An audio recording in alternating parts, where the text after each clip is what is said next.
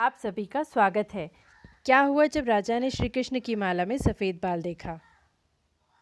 एक राजा ने भगवान श्री कृष्ण मंदिर बनवाया और उसमें एक पुजारी को नियुक्त किया।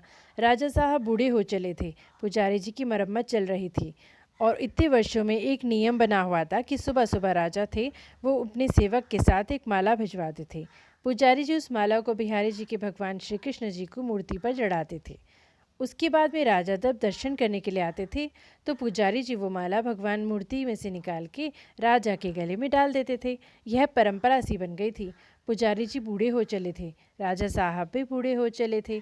एक दिन आया, राजा साहब की तबीयत थोड़ी खराब थी। उन्होंने सेवक से कहा, आप ये माला लेकर जाइए और पंडित जी से कह दीजिए आज राजा साहब नहीं आएंगे तो प्रतीक्षा ना करें।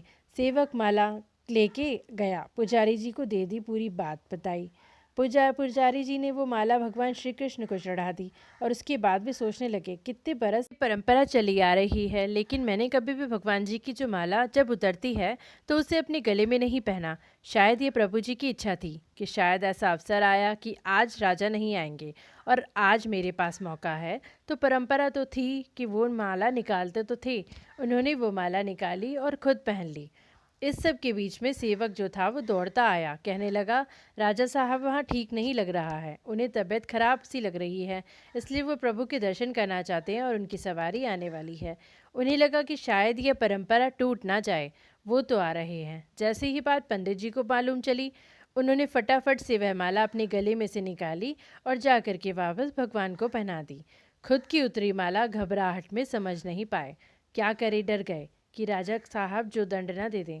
राजा आए और पुजारी जी ने वही जो परंपरा थी उसको निभाया, जो भगवान जी की गले में से माला निकाली और राजा साहब को पहना दी। जब राजा साहब को पहनाई तो उन्होंने देखा कि उस माला में एक सफ़ेद बाल था। राजा ये समझ गया कि वो सफ़ेद बाल यह पुजारी जी का है। पुजारी जी से पूछा, क्या उस माला को आपने बनाते सफ़ेद बाल कहाँ से आया? तो पुजारी जी ने डर के गए। उन्होंने लगा कि सच बोलूँगा तो पता नहीं क्या दंड मिलेगा। उन्होंने कहा यह सफ़ेद बाल तो भगवान जी का है। राजा को गुस्सा आ गया। उसने कहा एक तो छल कर रहे हैं, धोखा दे रहे हैं, ऊपर से झूठ बोल रहे हैं। राजा ने कहा अच्छा ये बात है, भगवान जी का कब से सफ़ेद बाल हो गए?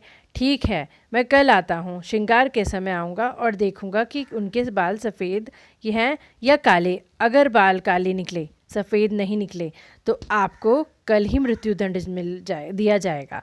आपने इतना बड़ा छल मेरे साथ किया। राजा गुस्से में तमतमाता चला गया। इधर पुजारी जी भगवान श्री कृष्ण की मूर्ति के सामने दंडवत प्रणाम करके माफ़ी मांगने लगे।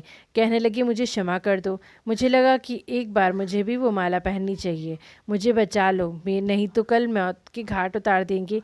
पूरी रात रोते रहे, विनती करते रहे, प्रार्थना करते रहे। अगली सुबह राजा पहुंचा। श्रृंगार के समय जा करके वो मुकुट उतारा और भगवान जी के बाल देखे। राजा चौंक गया, बाल सफ़ेद थे।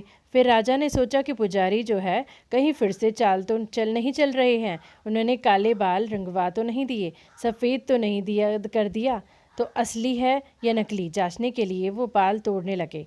तो जैसे ही राजा ने बाल तोड़े, मूर्ति में से खून की धारा बहने लगी। राजा प्रभु के चरणों में गिर गए, क्षमा मांगने लगे। माफ़ कर दो भगवान। उस मूर्ति में से आवाज़ आई, राजा तुमने मुझे सिर्फ मूर्ति माना, इसलिए आज से मैं तुम्हारे लिए सिर्फ मूर्ति हूँ। लेकिन पंडित जी ने मुझे साक्षात भगवान देखने, इसलिए मुझे भगवान भक्त की रक्षा के लिए अपने बाल सफ़ेद करना पड़ा, खून की धारा बहनी पड़ी, ताकि मुझे समझ पाओ। मानना चाहे तो पत्थर में भी भगवान है। भगवान जहाँ भाव है वहीं भगवान। अगर आप वाकई में उनका सुमिरन करते हैं, उन्हें देखना चाहते हैं, तो आपके सिर्फ भाव होने चाहिए। धन्यवाद।